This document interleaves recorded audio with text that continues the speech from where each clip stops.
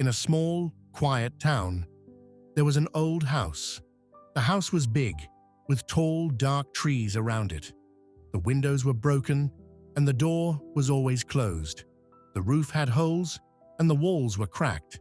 The house looked like it was falling apart, and no one wanted to go near it. People in the town said the house had a ghost. They said the ghost was always alone, moving through the empty rooms. Every night, the ghost would go to the window. It would look outside, watching the town. The ghost saw people walking, talking, and laughing, but no one ever came to the old house. The ghost felt very lonely.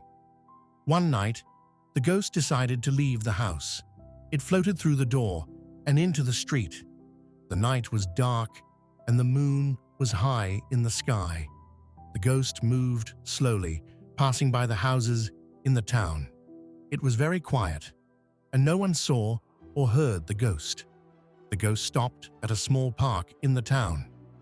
There was a bench under a street lamp. The ghost stood there, hoping someone would see it.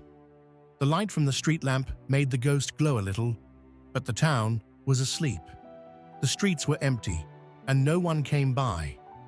The ghost waited for a long time. It felt even more alone than before.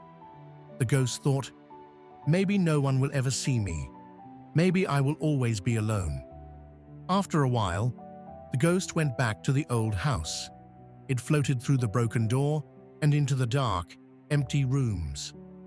The wind made soft, creepy sounds through the cracks in the walls, just like before. The ghost looked around the house and felt very sad.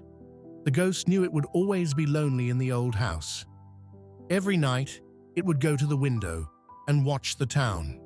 It hoped that one day, someone would see it and understand. The ghost wanted a friend, but it was afraid no one would ever come. And so, the ghost stayed in the old house, waiting.